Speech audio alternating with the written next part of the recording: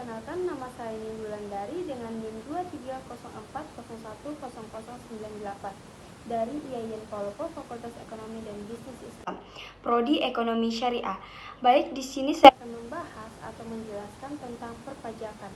Nah, ada beberapa hal yang perlu kita ketahui tentang perpajakan.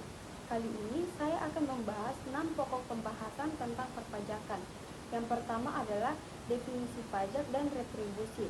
Kemudian yang kedua itu klasifikasi pajak, dan yang ketiga prinsip pemungutan pajak.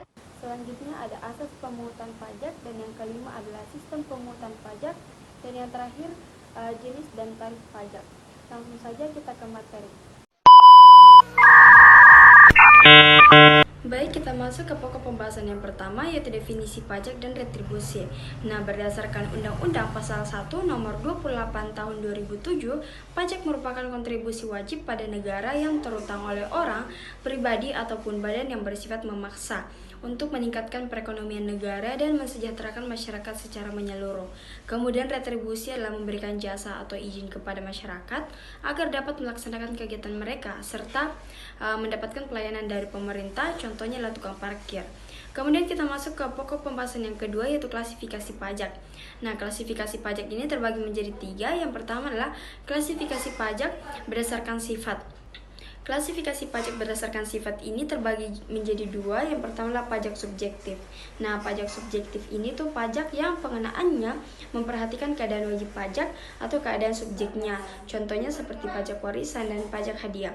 Kemudian yang kedua itu pajak objektif, yaitu pajak yang pengenaannya memperhatikan objeknya, baik berupa benda, keadaan, perbuatan, atau peristiwa yang menimbulkan kewajiban membayar pajak, contohnya seperti PPN dan PBB.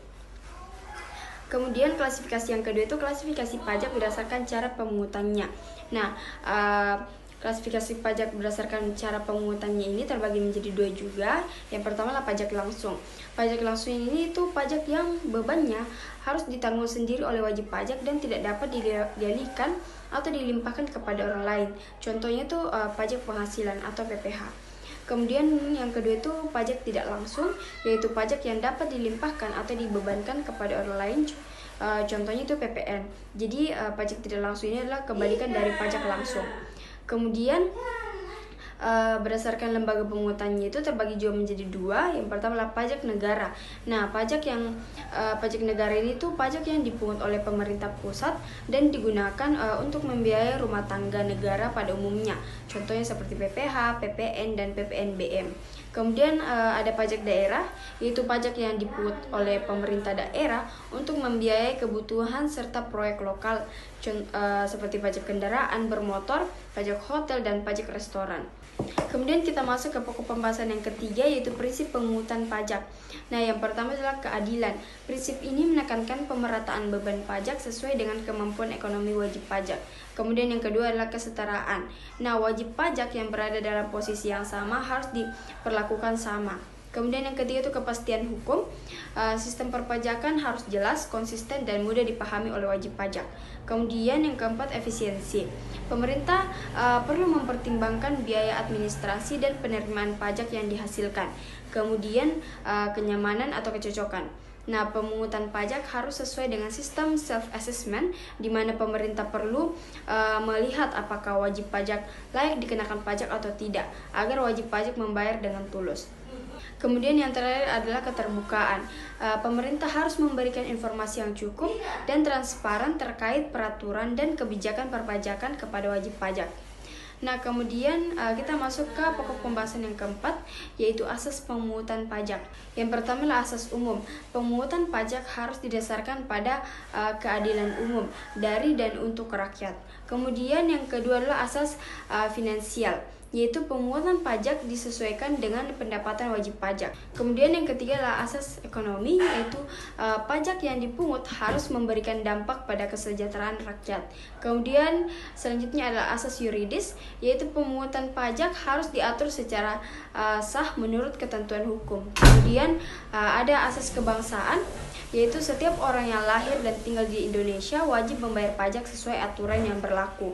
Kemudian ada asas sumber, yaitu pemungutan pajak dikenakan pada wajib pajak yang sumber penghasilannya berasal dari Indonesia.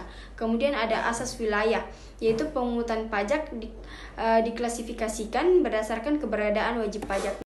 Kemudian kita masuk ke pokok pembahasan yang kelima, yaitu sistem pemungutan pajak. Nah, sistem pemungutan pajak ini terdiri dari 3 bagian. Yang pertama adalah self-assessment system, yaitu penentuan besar kecilnya pajak terutang yang harus dibayarkan dilakukan secara mandiri oleh wajib pajak, contohnya seperti PPh dan PPN. Yang kedua adalah official assessment system, yaitu lebih menitik beratkan pada petugas institusi pemungut pajak untuk menentukan besar kecilnya pajak yang harus disetorkan oleh wajib pajak, contohnya seperti PBB atau pajak daerah. Kemudian yang terakhir adalah withholding assessment system, yaitu pihak ketiga yang paling aktif dan memiliki wewenang untuk menentukan besar kecilnya penyetoran pajak yang terutang oleh wajib pajak. Pihak ketiga ini biasanya adalah para bendahara atau divisi perpajakan perusahaan. Kemudian pokok pembahasan yang keenam adalah jenis dan tarif pajak. Yang pertama adalah tarif pajak proporsional, yaitu tarif yang persentasenya tetap meski terjadi perubahan terhadap dasar pengenaan pajak. Contohnya seperti PPN, tarifnya 11% dari berapapun jumlah objek pajaknya. Kemudian PBB dengan tarif 0,5% dari berapapun jumlah objek pajaknya. Kemudian yang kedua adalah tarif pajak tetap atau regresif, yaitu tarif pajak yang nominalnya tetap tanpa memperhatikan jumlah yang dijadikan dasar pengenaan pajaknya. Contohnya seperti bea materai dengan nilai Rp10.000. Kemudian yang ketiga itu tarif pajak progresif, yaitu tarif pajak yang persentase tarifnya berubah mengikuti kenaikan nilai objek yang dikenai pajak. Tarif pajak progresif ini terbagi menjadi 3, yaitu tarif progresif, kemudian tarif progresif tetap, dan yang terakhir adalah tarif progresif degresif. Kemudian yang keempat itu tarif pajak degresif. Nah, tarif pajak degresif ini adalah nilai presentasenya semakin rendah jika nilai objek yang dikenai pajak semakin meningkat. Tarif pajak degresif ini terbagi juga menjadi 3. Yang pertama itu tarif degresif, kemudian tarif degresif tetap, dan tarif degresif progresif. Kemudian yang kelima adalah tarif pajak ad valorem, yaitu tarif dengan persentase khusus yang dikenal pada harga suatu barang. Contohnya seperti misalnya perusahaan A mengimpor barang sebanyak 100 unit komputer dengan harga per unit Rp10 juta. Jika tarif bea masuk impor barang tersebut 20%, maka nilai bea masuk yang harus dibayarkan itu menggunakan rumus nilai barang sama dengan jumlah unit dikali harga per unit. Nah, contohnya seperti jumlah unitnya tadi kan 100 unit dikali dengan harga per unitnya 10 juta. Kemudian 100 dikali 10 juta sama dengan 1 miliar. Kemudian rumus yang kedua itu bea masuk sama dengan tarif bea masuk dikali nilai barang impor. Nah, tarif bea masuknya tadi 20% dikali dengan hasil yang nilai barang impornya tadi itu 1 miliar. Jadi hasilnya itu 200 juta. Kemudian ada tarif yang terakhir itu tarif pajak spesifik. Nah, tarif pajak spesifik ini adalah tarif pajak dengan jumlah tertentu dan pada suatu barang atau jenis barang tertentu. Contohnya adalah jumlah mobil yang diimpor 100 unit, tarif bea masuknya 20 juta. Jumlah bea masuk yang harus dibayarkan itu sebesar tarif bea masuk per unit dikali dengan jumlah mobilnya. Nah, tarif bea masuknya tadi 20 juta dikali dengan 100 unitnya, jadi hasilnya tuh 2 miliar. Mungkin itu saja pemaparan materi dari saya, kurang dan lebihnya mohon dimaafkan. Wassalamualaikum warahmatullahi wabarakatuh.